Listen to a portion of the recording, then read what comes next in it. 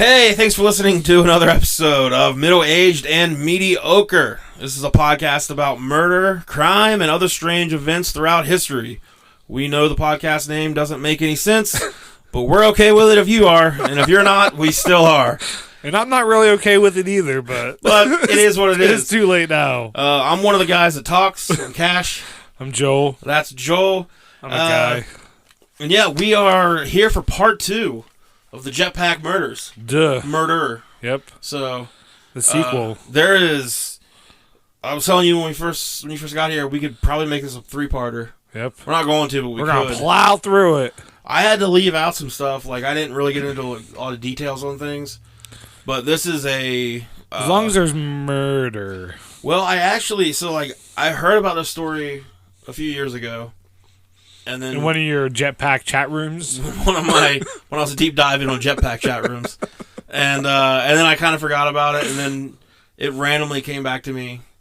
So I bought the book I'm using for all of this is let me find it here. The Bible. It's the Holy Bible.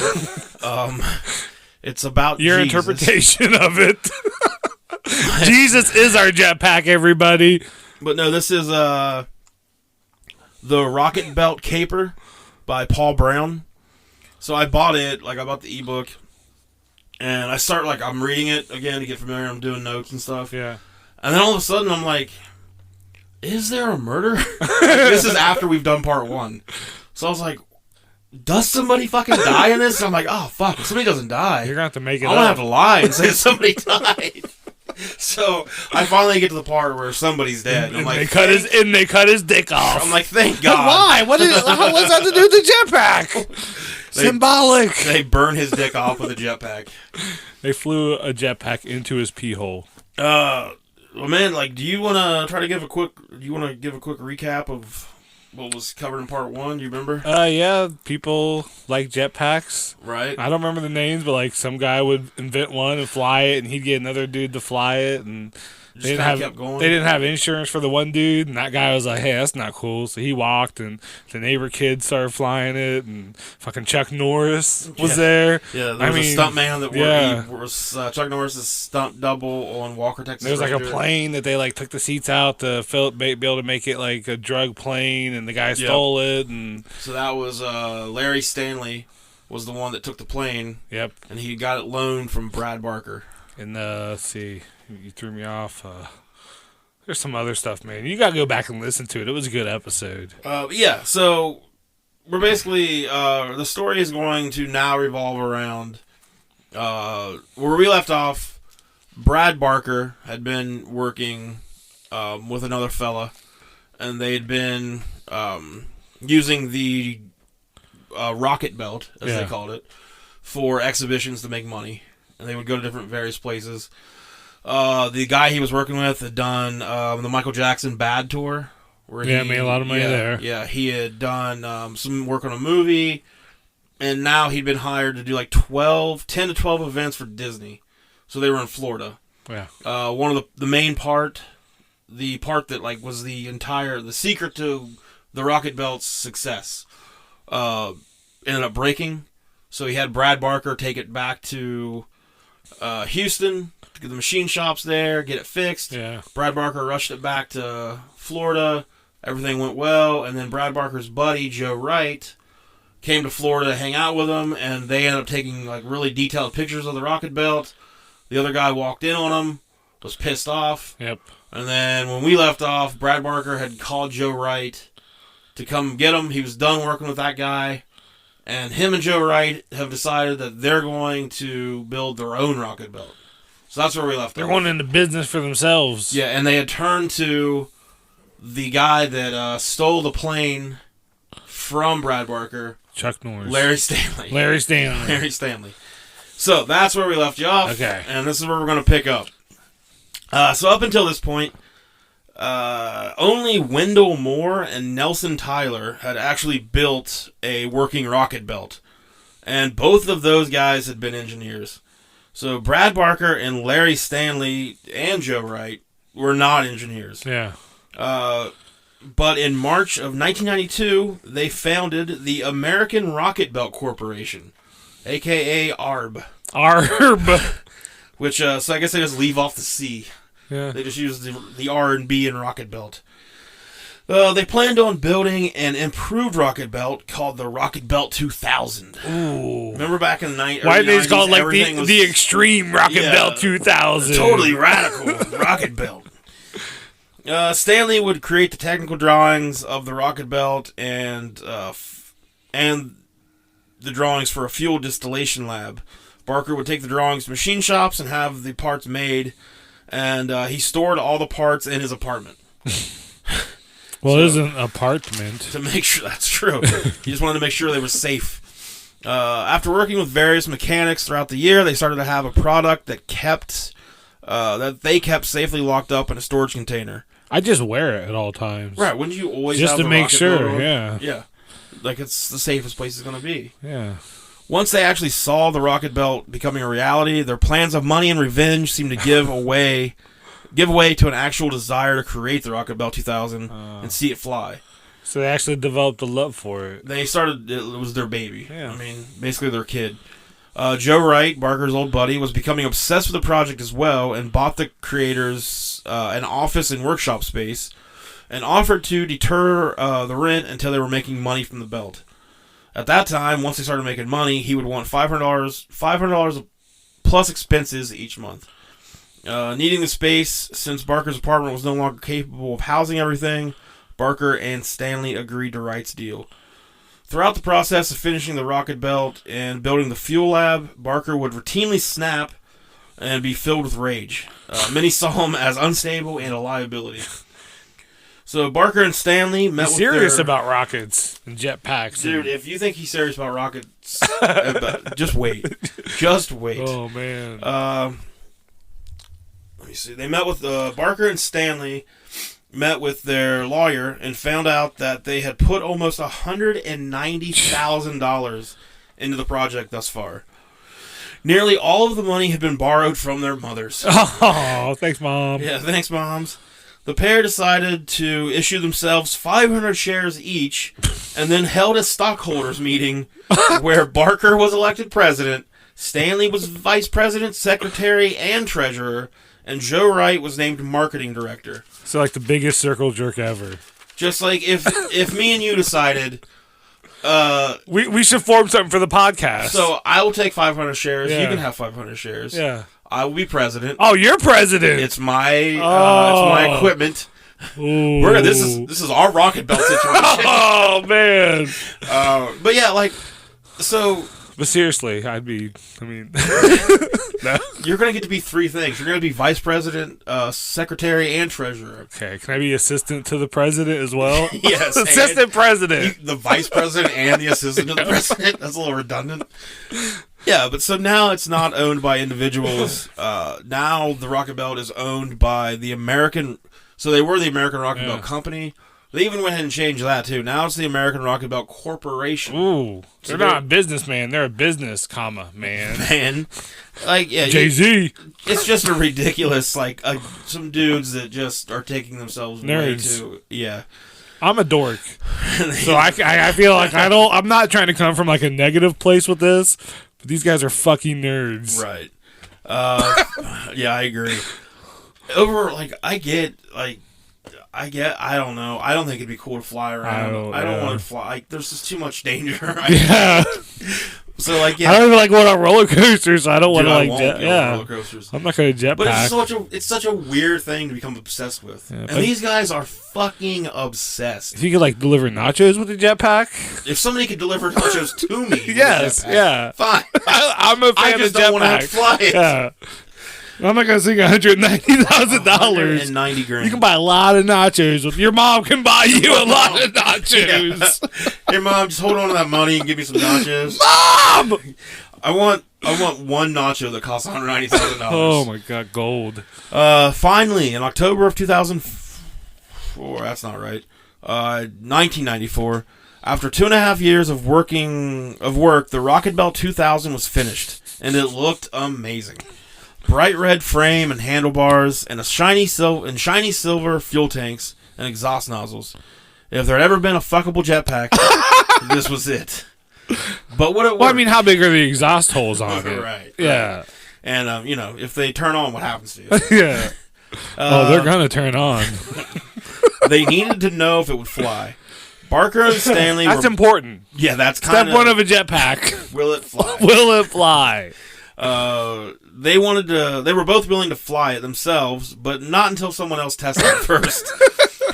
Eventually. So they returned to retired Rocketbelt pilot Bill Suter. Okay. Suter was the one... The Army boy that was the neighbor? Is that him? He'd been the one to fly at the Olympics. Uninsured. Yeah. So he quit like 12 times. Yeah, he's like, seriously, I'm not coming back. Like, all right, Bill. Right. So at first he had no interest, but after seeing video footage of the belt being fired up, he was completely in. That's all it took. That's all it took. Do you think like they'd send him a video to like blow up and start smoking or something? Like they're gonna. Yeah. So God damn it, Bill! Have some fucking. All he sees is like the jetpack, and like he forgets everything. You could hear it probably come on. Yeah. And then like I don't know if there's like smoke. I don't know what there is, but like he's just like, yep, I'm back in. I'm that guy. Sons of bitches, you got me. Right? Just Bill. Barker says that when Suter first opened the door at the office and saw the Rocketbelt, his mouth literally dropped. I just see like the cartoon character like drops to the floor and his eyes like, but no. His heart's pounded out. 2 feet out. He's like a wolf tapping his foot really hard fast on the floor. Quote Barker, he probably did not say a word for about 5 minutes. He just walked around and touched it, getting fingerprints all over it. So then Suter asked if he can name Nerds! Suter asked Barker if he can name the jetpack or the Rocketbelt. Barker, can I give her a name? Barker told him he would be honored if he did. Oh my god! Suter named it Pretty Bird. Pretty Bird. As impressed as Suter was, he also had a list of improvements he wanted before he could pilot it. So if you were going to name a jetpack, what would you name it? Just picture it in your head right now. You walk in, it's this beautiful jetpack. I don't know, shiny man. red handles. Shiny red. Silver tanks. Billie Jean. Just Billie Jean. I don't know. It's a way better name than Pretty Bird. And he walked around for 5 minutes. And I think he was Pretty Bird. And like, so Barker talks about how Suter like was stunned and just in awe, right? Yeah. Suter later would say that it looked very nice. And the reason he called it Pretty Bird is because it was pretty. Yeah. It was very whatever. And but then he said, but it was mostly just a giant paperweight. He's like, I didn't really think much of it as far as the mechanics of it. He's probably walking around, what the fuck is this? Yeah. So, and Barker was really pissed off that Suter got fingerprints on it. So he immediately like had somebody shine up the chrome again. Yeah. So yeah, he is. Yeah. Nerd. Like those dudes that are really obsessed with their cars, that's him with a jetpack. Yeah. They meet in the parking lot of like the fucking closed down Kmart every Friday night through jetpacks. For the old closed down Blockbuster, they would hang out there every night. Yeah. Fucking losers. Okay, what kind of engine you got? How high up does your jetpack go? Man, it's designed to go 25 feet. Usually goes about 3 though. With the improvements made, a test flight was ready to go. Barker fueled Pretty Bird up and helped strap it onto Suter. Suter twisted the throttle, and the belt roared to life, producing a jet stream of smoke. And not a whole lot else. The downward thrust wasn't powerful enough to lift the pilot off the ground. That fat bastard Bill. The part not working was the most important part. It was the secret part. The part that had really started all of this, because Brad had learned of the importance of the part, and this part wasn't working. It was looking like countless hours and thousands of dollars were all for nothing. Gonna be grounded. It appeared that Pretty Bird would not take flight. Pretty Bird. But Bill Suter had a solution. He had the original schematics of the Bell Rocketbelt, and Barker took those plans to the manufacturing contacts. You're just now bringing this up, Bill? Jesus Christ! Well, remember, he worked for the Bell Corporation. Yeah. Whatever. So like maybe like when you first start, be like, oh, how does it match by the way, this? Guys, here's the here's the fucking original records. You know, the one that worked. Yeah, it's cute. You guys got pictures. Yeah. So Barker takes these plans to the contacts he has, and he gets these new valves built. With the repairs made, Suter once again prepared to fly. He hit the throttle and lifted smoothly off the ground. He flew forward, rose higher into the air, turned and flew back, and then gently landed on the ground.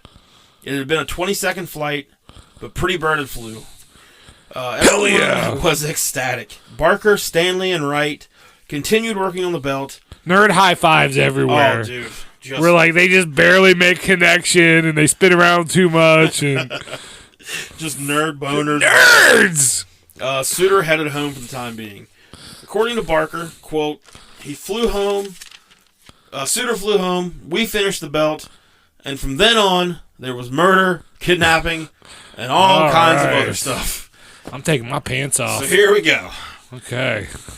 An engineer named Cal Jacobs approached Larry Stanley and told him that Barker had been padding the bills for the machine work on the parts and then asking Cal to sign for the increased charges. Ooh. Stanley looked into it and found that Barker had been padding other bills and faking expenses so he could pocket the difference. Stanley figured that Brad had fraudulently taken about $30,000 from the company. From his mom. Yes, basically. Barker blamed Stanley for this. Saying that he had let several checks bounce, and Barker had to pay a supplier double out of his pocket, and he was just trying to recoup the losses.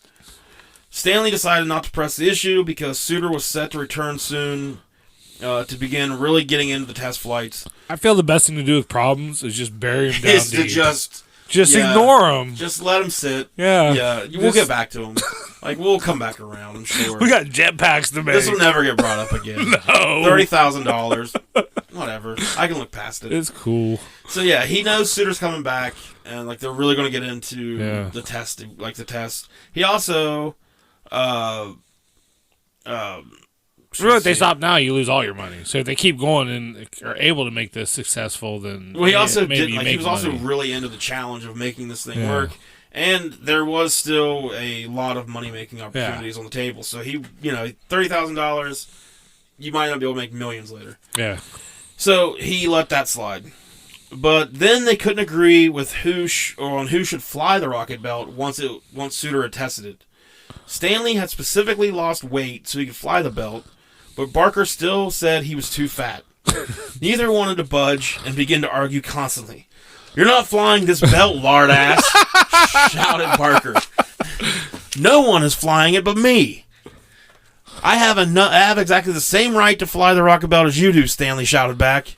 Suddenly in the office in October 1994, as soon as those words left Stanley's mouth, Barker snapped and grabbed Joe Wright's 9mm semi-auto pistol and pushed the barrel into Stanley's forehead. Hell yeah. "Motherfucker," Barker screamed. "I ought to kill you right now." Moments passed in silence as Stanley feared he was about to die. And then just as sudden as it had happened, it was over. Barker pulled the gun away and put it back in the office desk. "You better just get the fuck out of here," said Barker. Stanley didn't move, and Barker just began tinkering on the Rocketbelt. Stanley stood in silence for almost 10 minutes and then left. An hour later, Barker found him and apologized. That was nice. Barker had a history of mood swings and took Prozac and Zoloft that he illegally bought to control his moods, and Stanley just chalked the incident up to a mood swing. But Barker denies the medications and the gun incident, saying that it simply never happened. A few days later, however, Barker approached Stanley at the office to collect Stanley's share of a payment to purchase a part for the belt. "Do you have the money I asked you for last night?" asked Barker. "No," said Stanley. "I can't get the money until Monday." "Well, then write me a check," said Barker. "I can't write you a check without having the money in the bank," said Stanley. "That's not going to cut it," said Barker. "I've had just about enough of you." Whoa. According to Stanley, Barker proceeded to attack him. Oh. Barker began throwing punches. Stanley blocked them and grabbed Barker in a bear hug. Barker, though, pushed forward, slamming Stanley into a door, and the two of them smashed through it. And when they smashed through it, a big fucking shard of the door, whatever, went through Barker's hand. Oh.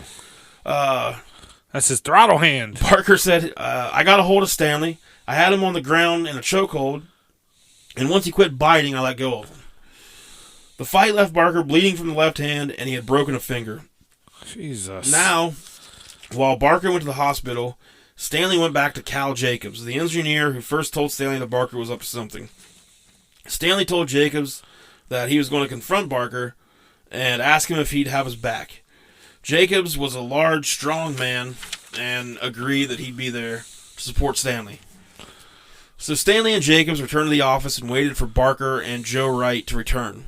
And then they waited, and they waited some more, and finally Stanley called Joe at home and told him that Brad had been stealing from the company. He laid out all of his evidence to Joe Wright, and while he was doing all of this, he was unaware that Brad had returned to the office and was standing right outside the office door listening to the entire conversation. Oh. All I can tell you, Stanley told Joe Wright, is that Barker's going to fuck you the same way he fucked me. But me and Jacobs are going to teach him a lesson he won't forget. Enraged, Barker stormed off to the workshop, grabbed a hammer out of the toolbox. Oh, no. And then charged back into the office. Oh, I thought he was going to fuck up Pretty Bird. Kill whoever he needs to kill. But he would never hurt Pretty Bird. Okay. Believe me.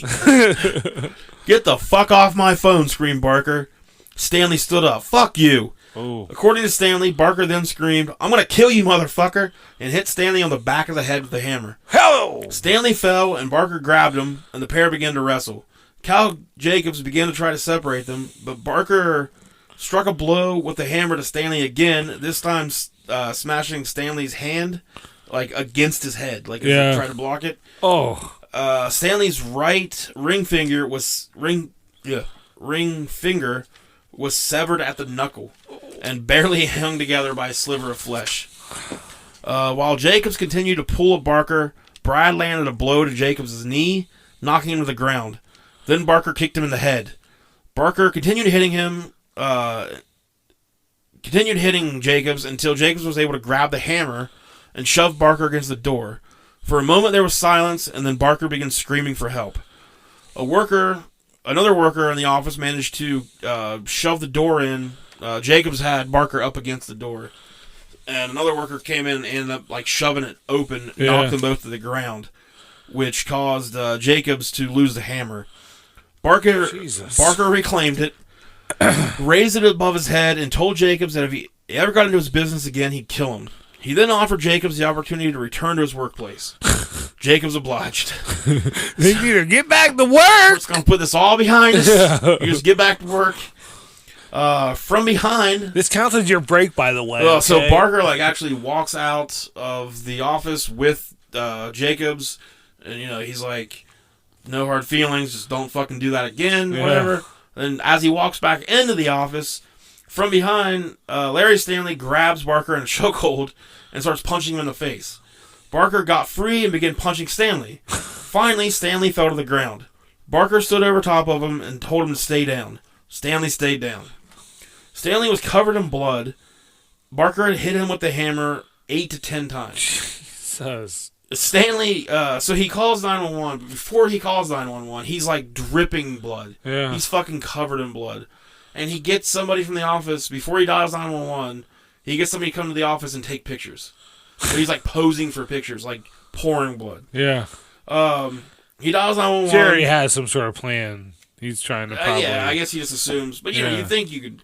Let me call 911 first. Yeah. And then we'll take pictures. It's still going to be... I'm still going to look like this. Yeah. So, he calls 911 and asks the operator for an ambulance. And he asks for the sheriff's department because he's wanted to report an assault. Another employee at the office grabbed the phone away from Stanley and told the operator to ignore him. Operator's like, that's good enough for me, man. I get off in 10 minutes. I don't want this. Well, still 25 minutes later, 2 deputies arrived at the scene. Barker and Wright met the deputies outside as they arrived and immediately stated that Stanley had started it. Which, no, that's not true. Stanley continued it, but Barker started it. Upon arrival, paramedics told Stanley that they needed to get him to the hospital immediately, but he refused medical attention. The deputies then came to the end of the office and told Stanley that he was going to be arrested for assault. He told the deputies that he wanted to press charges against Barker for felony assault. Joe Wright then intervened. He told Stanley that Barker wouldn't press charges if Stanley didn't press charges. Mediator. Neither man would give, and they were both arrested and charged with misdemeanor assault. Stanley finally went to the hospital. He received stitches to the back of his head, underwent a CAT scan, and had his finger reattached.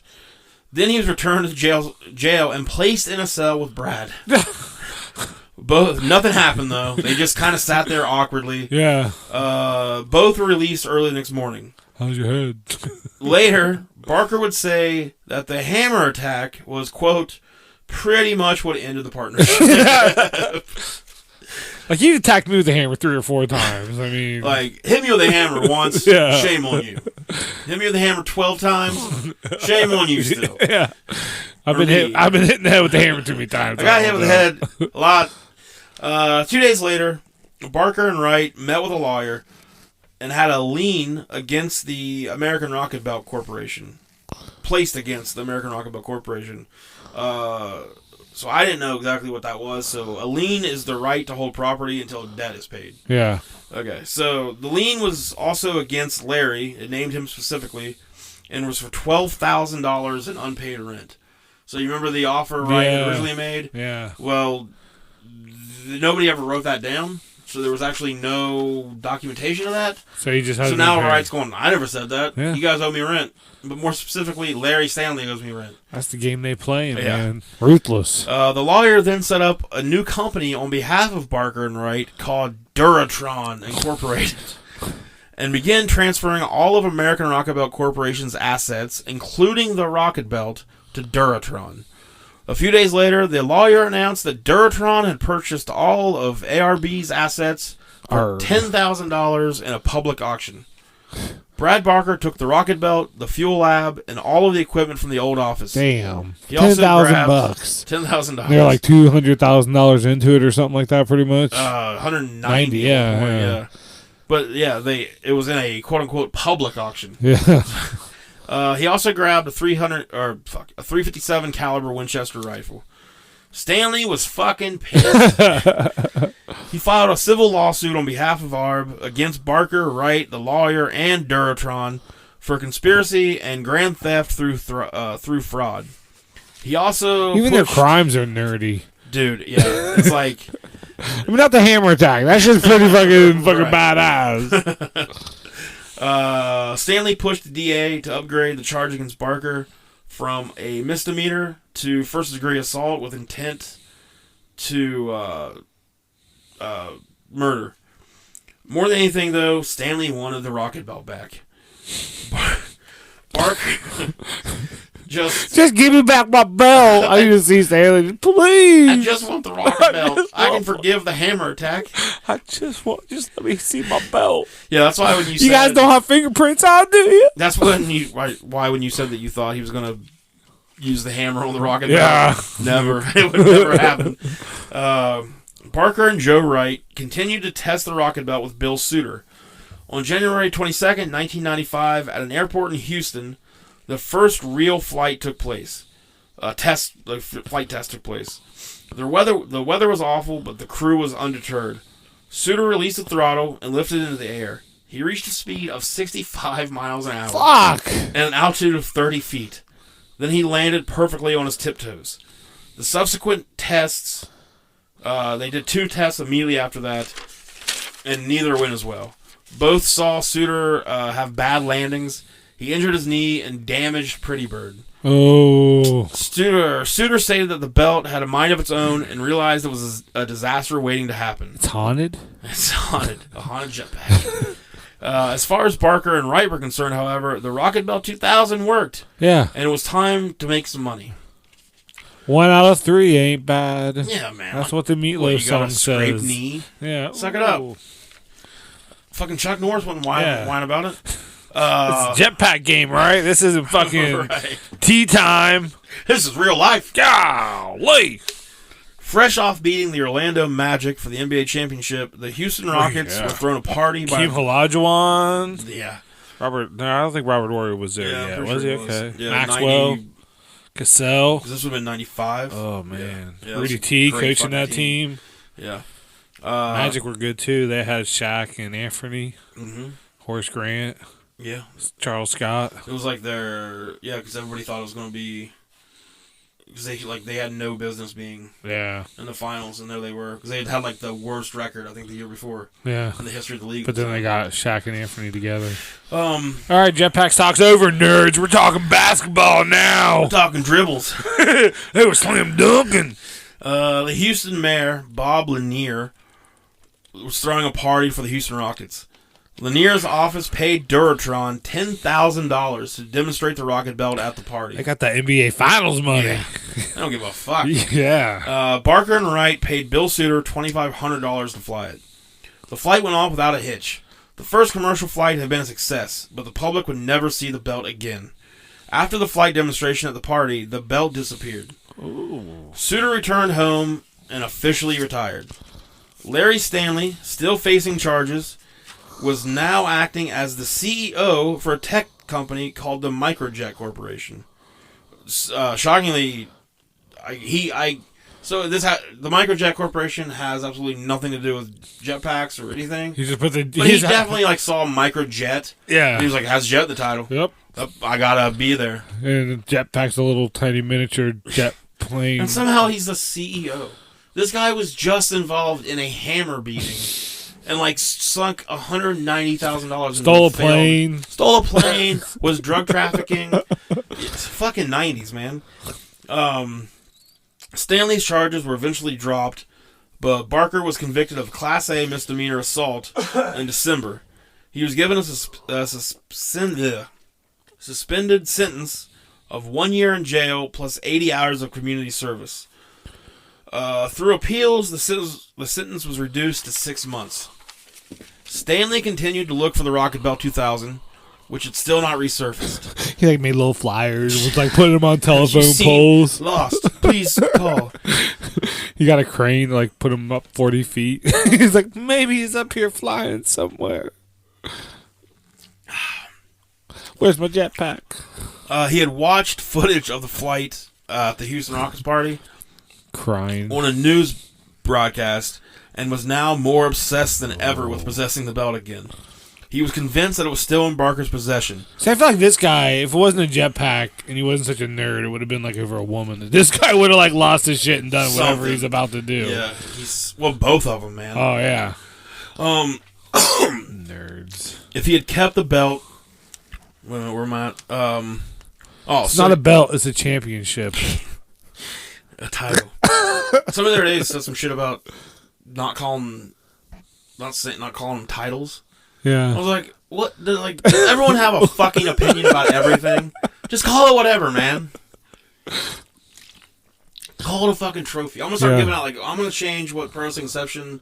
We're not gonna use belts or titles or championships anymore. I'm just gonna give plaques. Ooh, the winner, medals. The champion carries around a plaque. Yeah, that'd be cool. Medal. Or fucking it's a bowling trophy. I know that's but fucking nerds. Fucking nerds. That's the whole problem. I think wrestling is more dorks. I don't know.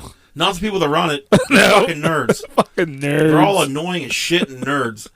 Oh man, I unzipped Josh. Don't get me started, man. I did. It's too late to not get you started. Anyways. Anyway. Stanley was convinced that the Rocketbelt was still in Barker's possession, but Barker had also seemingly disappeared. If he had kept the belt, he had resisted exploiting the interest generated by the Rockets party for financial gain. So no one knows where the belt is. No one knows where Barker is. Barker eventually did resurface, though, for his pre-trial hearing, but gave the court the address to a Houston motel as his permanent residence and then checked out the following day. So he was once again just in the wind. In the wind. Joe Wright eventually admitted that the acquisition of assets by Duratron had not been on the up and up. And after doing some estimations, he figured out that he lost around $100,000 in the project. He filed for bankruptcy and began selling off his car shop's inventory to pay his bills. Now, even he was no longer interested in being friends or partners with Brad Barker. The problems are skyrocketing. Really taking off, you know? Yeah. His lost friendship was the least of his troubles, though. Oh. He had no money and had fallen into a dependence on alcohol and crystal meth. He was now a defeated, broken man and still had to deal with Stanley's But lots of energy. fraud and grand theft lawsuit. Yeah, tons of energy probably. Well, talk your ear off. Stanley and Wright began communicating through a mutual friend. Stanley wanted Wright to help him locate the Rocketbelt, and Wright wanted Stanley to remove him from the lawsuit. The two arranged to meet with their lawyers. Wright stated that the Rocketbelt was in Barker's possession. Stanley and his lawyer agreed to release Wright from the lawsuit if and when the belt was recovered. And they would give him a piece of the Rocketbelt business as well. Like, just what the fuck kind of business do you think you guys are going to go into? Like, it's not going to... You can't just, like, do this. Like, this is not going to be a long-term business. Yeah. After about 12 shows, no one's going to give a fuck about seeing a guy fly for 5 feet. For rockets. Rocket ship. Joe Wright expressed... Like, I would get tired of a rocket ship display during the display. Immediately. I'd be like, immediately. Cool. As soon as the guy lifted, like, a foot off the ground and, like, moved an inch, I'd be like, well, seen it all then. It's like, what else are you going to do? There's just more of this, but up. I got to lift my head. Pass. I mean, yeah. Is he going to do flips and shit? Like, I do the fart noise, thumbs down, turn around, and just walk off. Imagine you're one of these guys, and you're so fucking obsessed with rocket belts, and you fly this thing, and you get, like, 10 feet off the ground, and you're flying, man. Yeah. And you look over, and you see some asshole in the crowd, thumbs downing, and doing... just turn around and walk it off. And it's me. It's you. Like, I feel like that's worse than being a comedian and getting heckled. Yeah. Oh, because you're just up there. You're just like, I'm flying. I'm a fucking human being flying. You spent 200,000. Don't care. Boring. Yeah. You're boring. Not lifting my neck, my chin. Sorry, pal. So nerd. That's what I'd say. Good job, nerd. Come on, let's go get high, guys. But not like high in the sky. Like the way you guys like we're gonna get our minds elevated, nerds. We're gonna put a jetpack in our head, man. Would your mom pay for that? Nerds. Why don't your mom fly it, huh? I got something she can fly. Joe Wright expressed that he was terrified of what Barker would do if he found out he was helping Stanley. So he asked that he receive $10,000 upon recovery of the Rocketbelt so he could immediately leave town. They agreed to finalize the deal on July 15th, 1998 at the Houston Greenway Plaza office of Wright's attorney, Ronald Bass. Which I don't think it's Ron Bass, the wrestler, but I don't know for sure. It could be. Could be. Let's say in Houston, in 95. He could definitely have been a... I don't know if you know the name Ronald, but it's long form of Ron. Well, yeah. So it could be. I know. Okay. All right. Cool. Stanley. Cool. Stanley and his lawyer arrived right on time, but Wright didn't show up for the 6 p.m. meeting. Bass tried calling Wright at home and eventually got a hold of him, and Wright said that he was sick and couldn't make it, but agreed to participate over the phone. Wright probably wasn't sick. He was just terrified that Barker might somehow see him at the meeting with Stanley. Yeah. Stanley agreed to pay off Wright's mortgage and give him $10,000 upon recovery of the belt. Just give me the belt, man. I'll suck your dick. Just give me the belt. You know how crystal meth makes you feel? Yeah. That's what Rocketbelts do to me, man. I need it. The deal was made. Stanley emailed Joe Wright that night, encouraging him that the future was bright, that he had made a great decision. He never received a reply. There was never any further communication between the two. Wright never located the Rocketbelt. Oh. He spoke to a friend on the phone at 11 a.m. on July 16th, 1998. That was the last he was ever heard from again. 3 days later, at 3:30 p.m., officers from the sheriff's department were called to Wright's home. A friend had found Wright's front door open, and upon entering, found a lifeless body lying in a pool of blood in the master bedroom. Ooh, he dead. The body had been beaten beyond recognition. Was a hammer involved? The head and torso were completely destroyed. Oh, man. It was difficult to determine whether the body was even male or female. Jesus. Just beat to a bloody stump then. 2 days later, via dental records, the body was identified as Joe Wright. He was dead at 37 years old. Brad was immediately arrested, but he had an alibi. But even though the alibi couldn't be confirmed, There was no physical evidence connecting him. That's not an alibi. Right, yeah. But yeah, there's no physical evidence. He was saying... You would think someone's knuckles are going to be fucked up. Someone's hand... Well, it depends on what they're used, I guess. So they assume it was a bat. Okay. That's what they're assuming. So, but I mean, he said something about... he gave the cops, 6 different people they could get a hold of. Yeah. To confirm he was in another state, I forget where. And, none of those people could really confirm it. But none of them actually denied it. So, the police were just we don't know what the fuck's going on. Yeah. But they had nothing to connect them. There was no evidence. Yeah. So the police had fucked up while collecting evidence. So after 3 days, they released threw Brad. up everywhere. Yeah. They looked at that shit. Oh, my God. Joe's home had been equipped with a number of security features. An 8-foot-high brick wall surrounded the building. Security lights were on the exterior walls, and a surveillance camera was in place. There was no sign of forced entry either. So, as I was telling you before we started recording, I think it was before we started recording, that, I started to get worried that there wasn't a murder. Yeah. Yeah. So, I got this book, and I was like, oh, shit, I don't know if there was a murder. So I was super pumped when I found out that he was dead. I mean, if not, it's going to be real weird that we didn't. Prayers and thoughts to the family. but still, yeah. I already called a Jetpack Murder, so I needed a murder. Yeah, we got to have a murder. You would have just killed me. Right. At the end of the episode, I was like, but Josh, where's the murder? And you were like, here, bitch. Here's a hammer. Boom. Yeah. Yeah. Cool. We now reenact. So we're not doing that now? We now reenact the podcast. So due to how badly the body was bludgeoned, the coroner could not make a precise time of death. He said it occurred sometime between Thursday night and Friday night, which was 24 to 48 hours after the phone conference between Joe, Stanley, and their lawyers. Wright had been struck twice at the door with a blunt object, most likely a baseball bat. He stumbled backwards while trying to block more of the blows. The blows continued, though, as Joe tried to reach the master bedroom where he had a gun. He fell onto a rug in the bedroom, and the killer hit him with the blunt object over and over and over again. At least 14 blows landed to the head. Jeez. That was what killed him. Yeah. So even after Wright was dead, the killer had continued the assault. The killer had also then begun cleaning up the murder scene. Good luck with that. Yeah, he took the rug that Joe had fallen on, which was just fucking soaked in blood, and just threw it in the bathtub and then turned the water on.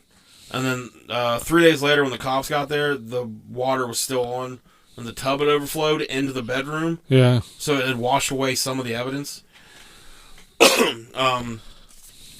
During the time of the murder as well, Houston was experiencing temperatures of 110 degrees. So the body had spent 2 to 3 days. Oh, God. In that heat. Stanley, looks like an overcooked hot dog. Yeah. That you can't tell if it's a dude or a chick. Yeah. Stanley insisted that Barker had killed Wright and began to communicate this to Wright's family on a regular basis. The family claims that Stanley told them if law enforcement didn't deal with Brad, then he would take care of it himself. He allegedly told the family that he had friends who would kidnap Brad, take him out into the desert, torture him, and kill him. Stanley also began to fear that Brad would come after him next, and he began carrying a .40 caliber Desert Eagle pistol at all times. This entire time, Barker had once again begun a partnership with someone new to build a new flying machine. Not a Rocketbelt, a flying machine. It wouldn't be called a Rocketbelt this time, but a personal flying device, a PFD. Way different. Not the same at all. No. This time he was working with a financial backer named Vincent Williams, who had loaned Barker $57,000 up front. The PFD never worked, though, and Williams lost $400,000 in the failed venture. Because once you put $57,000 up, you're like, here's some $343 more. It's not a jetpack, right? Okay, yeah. Here's some more money. So $400,000 there, $190,000 for Stanley and Barker, $100,000 for Joe Wright. At some point, guys. What the fuck? What are we doing? What are we doing? They're starving kids. Let's give them the money and not worry about jetpacks. They're starving strippers. Starving strippers. They'd love to hear about your fucking Pour jetpack. Some sugar. You can tell them about anything you want, as long as you're paying them. Yeah, just help them get through nursing school. That's all they. Why is there always nursing? I don't know. Vincent Williams shut the project down and locked Brad out of the shed that the flying machine was stored in. Shed! And if you know anything about Brad, this didn't go over well with Brad. So on September 1st, 1999, Barker climbed into the shed's air duct and planned on stealing... Die-harded it. He die-harded it. And he had gotten, I forget who, it was one of the... He had started talking again to one of the other guys that used to fly a Rocketbelt. Yeah. And together they came up with this plan. Well, this it was Wendell Moore, one of the first guys from Rocket. It was the guy that found Bill Suter, I believe. So Barker had been talking to him, and they decided they were going to do this, take the flying machine thing. But Wendell ended up contacting Williams and told him what was up. So Williams was tipped off, and he tipped off the sheriff's department. So inside the shed, waiting for Barker, were a bunch of armed sheriff's deputies. Ooh. So as soon as Barker slid into the shed, the deputies held him at gunpoint and wrestled him to the ground. He was arrested and charged with commercial burglary. For the third time in less than a year, Brad was behind bars. Barker spent 72 days in jail this time. Jeez. And upon his release, said he could retrieve papers that he and Williams had signed that would prove the device was his. However, as soon as Larry Stanley had heard about Brad's arrest, he managed to gain access to a trailer where Brad had allegedly been storing the Rocketbelt 2000. The belt wasn't there, but the paperwork Brad planned on retrieving was. So Stanley took it. Stanley then faxed Barker, he actually faxed Barker's mom, but it was for Barker, a message saying if he wanted the paperwork back, which this paperwork would get the charges against Brad dropped, as well as the $25,000 bail that Barker owed. And he gave him the flying machine. He returned the papers to Brad for the Rocketbelt. Ooh. Barker declined. Wasn't worth it to him. Nope. His precious Rocketbelt was more important than anything else. Honey, your friend sent a fax. Does it say something about the Rocketbelt? I'm not giving it to him, Mom. You tell him, Mom. It's my Rocketbelt. I mean, I don't have it. I don't know where is it? Just don't say anything back, Mom. Tell him, shut up. Tell him I'm busy. I'm watching a movie. I want his friend. In November of 99, Barker was contacted by a Hollywood stuntman named Chris the Flying Wizard Wenzel. You know about. Oh, yeah. Yeah. One of the most famous, the Flying Wizard. Probably the top 3 famous stunt top 50 people. Easily. Yeah. Yeah, probably top 70, 100. I don't know. 70, 100. Wenzel offered Barker a 3-day job in the desert near L.A. filming a controlled crash of an airliner. I won't fall for that again.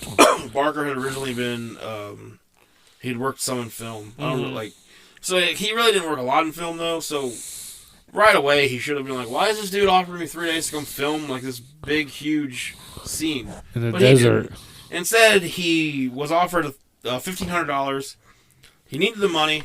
And the guy had flying in his name. Yeah, he was the Flying Wizard. Yeah. How can you not trust that? He accepted the job. It's basically a puppy in a van. Same thing. Same thing. He notified his bail bondsman that he would be in responsible L.A. for 3 days and then would return immediately afterwards. And then he left Arkansas and headed to California. At the same time Barker was crossing the state line, Stanley was calling Barker's bondsman and telling them that Stanley had jumped bond and planned to leave the country and head to Venezuela. So that's interesting. Yeah. In L.A., Barker met Wenzel, however you say it, who took him out for a meal, took him out on his boat, and then took him to his home in North Hollywood. Wined him, dined him, 69'd him. Wenzel introduced the other 2 men at the home as stuntmen, and all 4 sat down at the kitchen table and started introducing themselves. Then Wenzel pulled out a gun and pointed it at Brad's head. Oh. Where's the Rocketbelt? He demanded. What Rocketbelt? The 3 men cuffed Barker's hands behind his back and used rope to tie his legs together. They got him onto his knees, and Wenzel placed the gun against the back of Brad's head. Did you kill Joe Wright? Wenzel asked. Nope, said Barker. Nope. Where's the Rocketbelt? Asked Wenzel. Don't have it, said Barker. After several hours of this, they duct taped a bag over Brad's head and then placed him into a small wooden box and then drilled the lid shut. Over several days, Wenzel would ask Barker where the Rocketbelt was. Jesus. And he never once asked him again about Joe Wright. Yeah. He asked him once. He didn't really give a shit after He didn't care. He wants that goddamn Rocketbelt. Yeah. He threatened that he'd kidnap Brad's son too. Oh. He even said his name and said where he went to school, if he didn't tell him. Barker still said nothing. After 6 days, Wenzel pulled Barker out of the box and told him that they had brought in a notary. They sat him at the table with a woman later identified as Elise Hoyt, a notary, and on the table laid a sworn statement waiving Barker's claim to the Rocketbelt. Wenzel placed the gun against Barker's head and said, "Sign this thing or I'm going to shoot you in the head." He's a hell of a negotiator.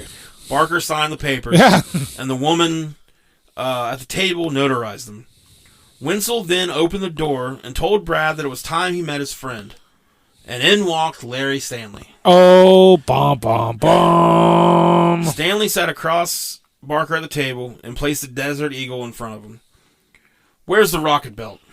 Stanley asked. Barker refused to answer. I don't know. Where is it? 2 nights later. Huh.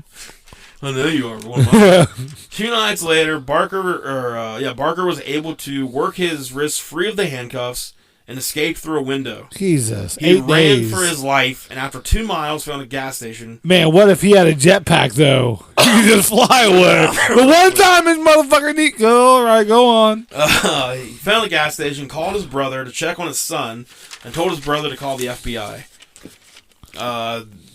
Then Barker met the FBI at a nearby diner. He had lost almost 30 pounds. He looked awful. I need to go on this 8-day. Wooden box. Yeah, wooden box diet. 8-day wooden box held hostage. I don't know where the new jetpack is. Look at the weight just fly off. He told the FBI everything. All the way back to the hammer incident, all of it. The agents and Barker were about to head back to where Barker had been held captive when Barker suddenly saw Wenzel. "That's him," shouted Barker. Within seconds, the FBI surrounded Wenzel. And in his car, Wenzel had 2 guns and a death kit, which is just like a bag containing a bunch of different restraints. And shit. Dennis Reynolds style. Yes, Dennis Reynolds. I feel like this guy's like telling the FBI their story, and the FBI has to stop him at least 4 or 5 times. Like, wait, all this is over a jetpack? What do you mean jetpack? Yeah, like what? Well, like a toy? You hit him with the hammer? Yeah. For 8 days in the box? All right, can we circle back? Wait, for a jetpack. Jetpack. Like on the movies. In The Rocketeer. They look at each other, you're fucking nerds. Brad Barker's like, yeah. Yeah. The jetpack. Yeah, the jetpack. The Rocketbelt. 2000. What? Are you guys deaf or what? Pretty Bird? Did you not hear me? I don't like it. I don't know. Have you heard of the Olympics? Have you? Have you heard of the Houston Rockets? Huh? You don't know who the jetpack is, do you? Yeah. Stanley and Wenzel were both charged with kidnapping for ransom, false imprisonment by violence, and extortion. I think there's any other way to do a false imprisonment. Yeah. By like tickling or like, I don't what? False imprisonment by pleasantries. Yes. It was actually quite enjoyable. I really liked my time as a captive, to be honest with you. They made sure of my need for men. Yep. Throughout the trial, 10 out of 10 would recommend. Barker and Stanley used the trial to push their agendas further.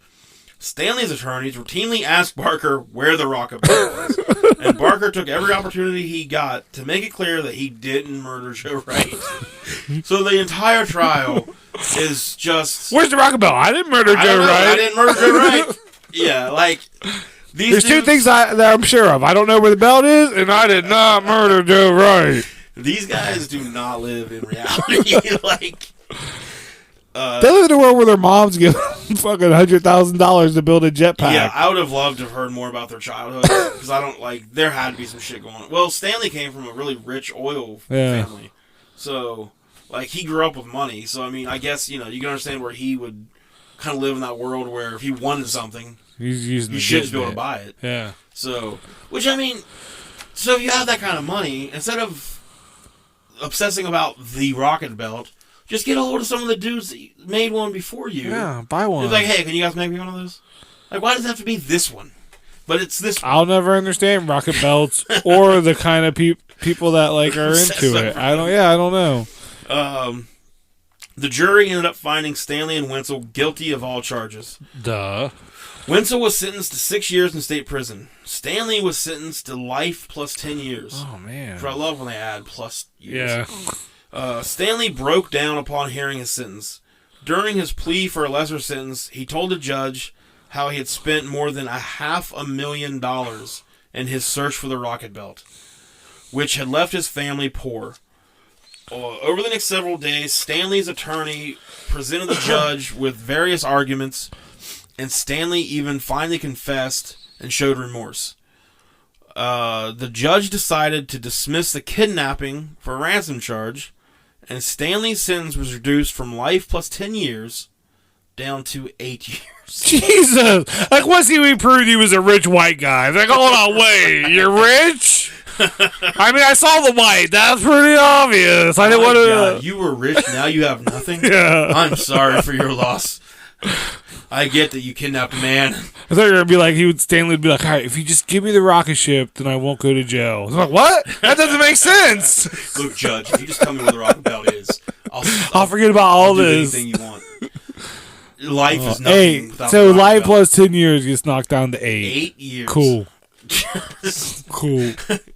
So basically, fucking nerds. 8 years later, so the entire time Stanley's in prison, I don't exactly know how, but he was still constantly searching for the Rocketbelt. We probably had contacts on the outside. So Barker was forced to constantly move the belt from one location to the next.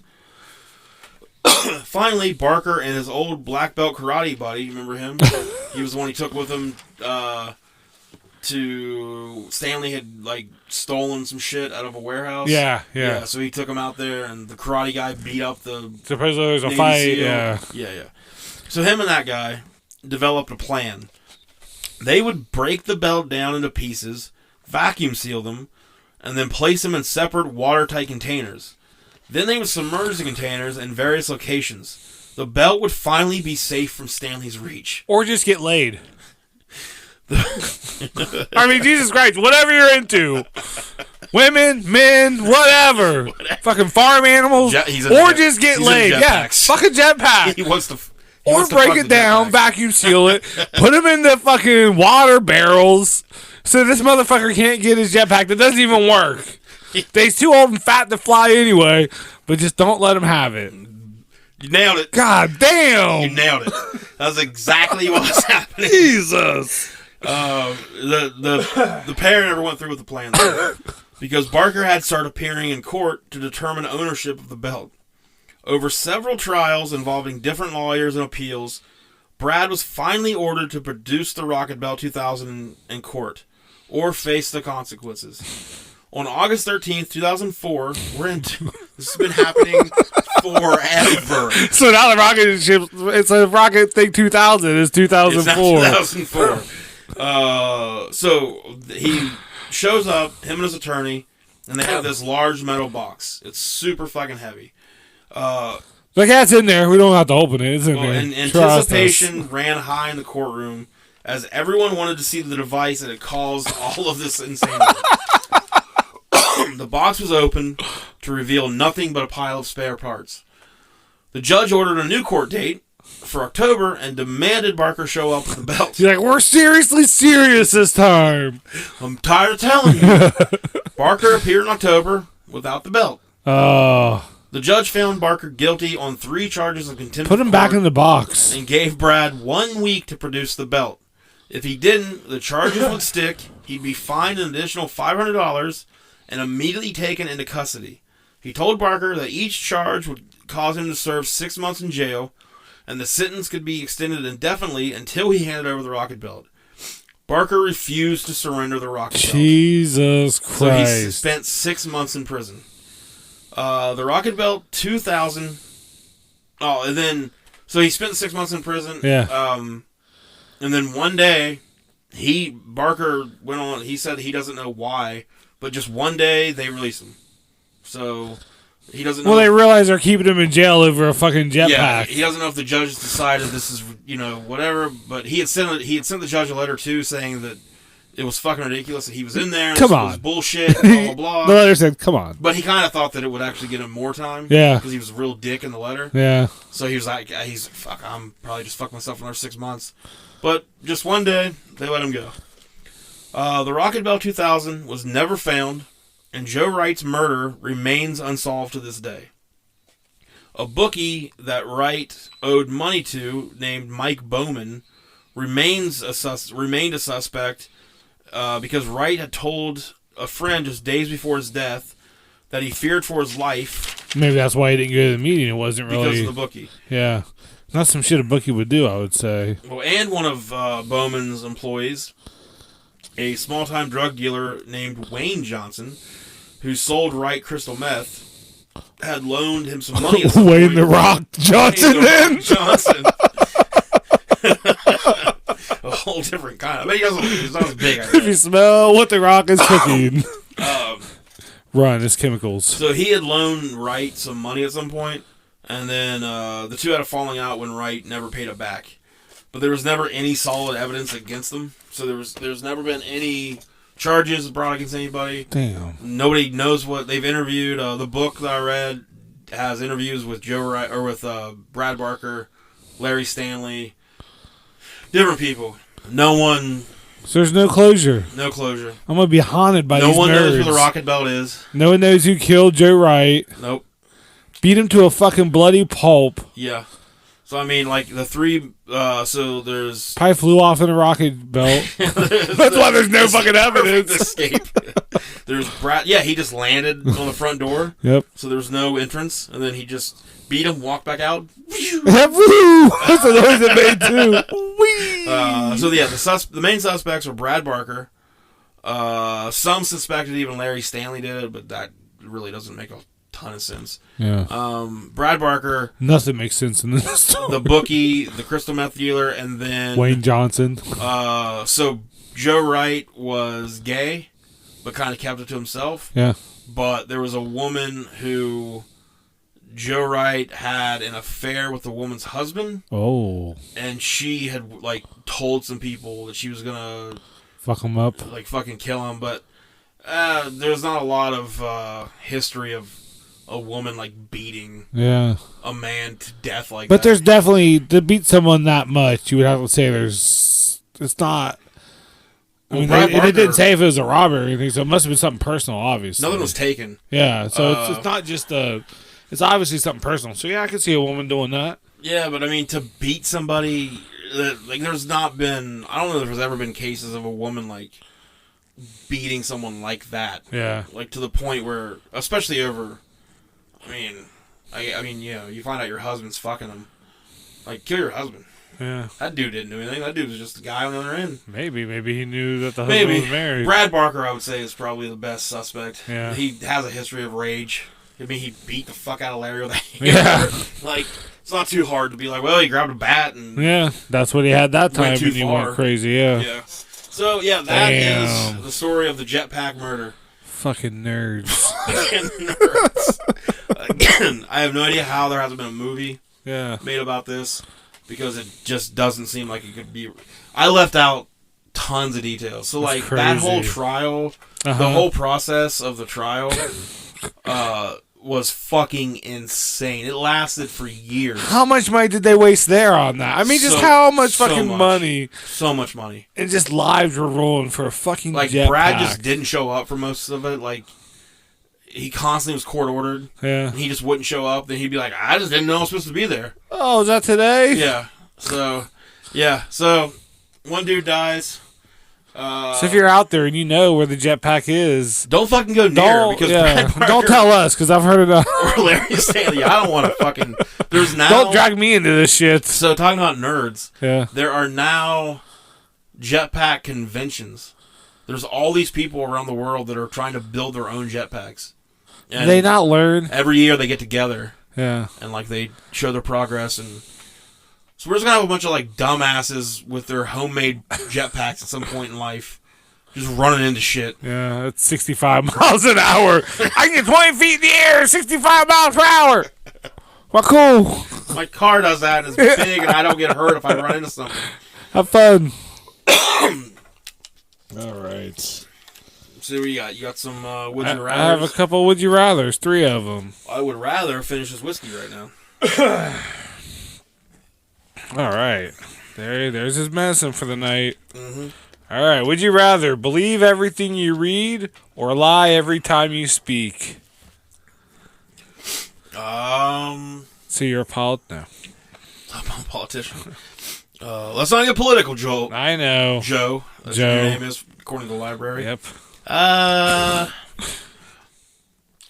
man, I read a lot of books. Like, it'd be cool to believe all the crazy shit in books I read, but then I also read a bunch of news, like a bunch of crazy shit online. Yeah. Fake news. So either believe everything I read. Yep. Or lie every time I talk. Yeah. Maybe you already do that. Maybe. Lie every time I talk. Probably. So, yeah. I guess. Like, whatever. I wouldn't want to believe everything I read. No, yeah. I like to form just be my dumb. opinions. Yeah. That'd be really stupid. Yeah, I'd rather just lie to everybody constantly. Yeah. Maybe you could lie in a way that's the truth. That's weird. All right. Would you rather be able to have shitty pizza anytime you want or only be able to eat the best kind of pizza once every 2 years? Shitty, or the best pizza every 2 years. So you can only eat pizza once every 2 years. That's fine, man. I'm on my second week of carnivore diet. Right, only eating meat. I feel pretty awesome. I think I could go a year, but if I don't think I could go 2 years eating pizza. Yeah, I eat Little Caesars all day, every day. Man, it is ridiculous that I see like a commercial for Little Caesars above everything else. Little Caesars pizza is the one thing I'm like, I would love to find out a piece of Little Caesars pizza. It's got meat on it. It's $5, and it's for some reason the greatest. It's like all I can think about. Oh, I like it. I like this one here. I'm interested what you have to say. But yeah, it's the great. But imagine though, you get 2 years of build up, and you get the greatest pizza ever. So it's gone for 2 years. Yeah, or you just what's shitty pizza though? Little Caesars. It's the best pizza and shitty. Dominant, or just like Tony's pizza, the frozen kind. Like that shit's awful. Yeah, I don't think I would want that every day. You just want it anytime you want. That would turn me off of pizza. Yeah. All right, you converted me. I'll eat pizza once every 2 years. Yeah, there you go, man. It'll be a special treat. Get that good shit every 2 years. Get that good shit. Get that good. All right, would you rather never be able to lay down flat or never be able to stand up straight? Oh, man. That's a tough one. I want to say I would fucking hate to never be able to lay down. Yeah. But also, I want to stand up. Well, basically, laying down flat is standing up straight, but on your back. That's right. But so basically, you're paralyzed. Well, you can walk around. You have to kind of walk with, I guess. But if you lay down, if you lay down, you're paralyzed. You don't always have to lay down. I'm saying when you lay down, okay, you can stand up straight all you want, but every time you want to try to sleep, anything like that, you have to sleep sitting up on a couch, sleep in a chair. You just can't lay down flat in your bed. I'm not saying you have to lay down flat all the time. But if you can't lay down flat, then you can't stand up straight. So you have to walk with a bend. I love doing both. Standing up's I'm pretty good at it. Yeah, I've had some practice. I guess to lay down. So you would rather never be able to lay down flat? Yeah, I guess I was just can I lay on my side? That's flat, motherfuckers. No, you flat. Yeah. Well, I have 5 pillows, so I'm pretty propped up, so I'm never really flat. Does that count? I guess. Or is that a loophole? I guess I could probably fall asleep sitting up. Yeah. If I had to. I think I would pick the stand. I would rather never stand up straight. I like laying flat. But you'd always be bent over a little bit. That's cool. I can do it. Always looking down at the. I'll just walk in a squat. Okay. Get some killer calves, All right, we're just 2 different people. Yeah. Well, we'll end this and fight over it. Yeah, I got a hammer. I got a baseball bat. Oh, shit. All right, so next week, probably next week. Yeah. We'll be back. I got it's we can either do an old school murder story. Yeah. Takes place in the past, or I have. Wait, you don't have any from the future? Not yet, man. I'm Fuck. thinking about one. Or I have... You're thinking about one. When can you be here next, Joel? Don't tell me when you're coming. I've got about 50 in mind. Or I have another kind of ridiculous one in the same vein as Jetpack. Yeah. But I don't know which one we'll do yet. So probably the go back in time and do murder. I'm kind of leaning that way. Yeah. So, but yeah, until then, as usual, check out our stuff on anchor.fm. You can find our podcast on Spotify, Stitcher, which if you're listening to this, you're already listening to what you like to use. But share it with your friends. Tell them about it. Go to our Facebook page, facebook.com/middle-aged and mediocre. Like that, share our shit. Again, make your friends listen. Yeah, make them. Yeah. Yeah, anything else? Nothing else. March 16th. The Adelphia Music Hall. 316 Day. Yeah. Comedy open mic. Yeah, at the Adelphia. 7 o'clock to 9 o'clock. Free? Yeah. So if you want to do comedy, show up. I'll get you on. If you just want to come watch comedy, show up. Yeah, they got a good bar there. Yep. So come drink some booze. And on a Monday night. Watch some comedy. I won't judge you. It's 316 Day. Yeah. What? Celebrate. What? What? What? What? What? That's the rest of the podcast forever. You want to give a shout out before we get out of here? Yeah, I want to give a shout out to my friends in the band Jerks. Mm-hmm. Yeah, I've been listening to their new EP. It's like on Spotify and stuff, and you probably look at Jerks on Facebook, but it's called First Day is the name of the EP, and it's super fucking... It's pretty fucking good. Yeah, it's like 16 minutes long, so it's like a perfect punk EP, and I've been listening to that a lot lately. Yeah, our dude from... he's a pro wrestler. He's worked for Pro Wrestling Conception. Yeah. Kirk Blackman. He's the, I believe, the lead vocalist of the band. So it's a pretty fucking cool band. They got the EP just came out last week. Yeah, it's real recent. Yeah, but you can go on Spotify and find it. Jerks. I think it's Jerks the band. Yeah. Is on Facebook or something like that. But yeah, check them out. Give it a listen. The single is called Blabbermouth. I don't know what the single. That's my favorite song off of it. Blabbermouth has a video. For it, I think. They have I think they have a couple really cool videos on their Facebook page. An EP is called First Day. And it's by the Jerks. All right, yeah, I'll get a hold of Kirk and see if they'd be cool with us using it next week as intro music. And if not, I'll just sing it. Yeah, if not, we'll just recreate it. Take that, Kirk. Yeah, we'll do a cover. So, until then, thank you guys again for listening, and we will see you next time. Bye.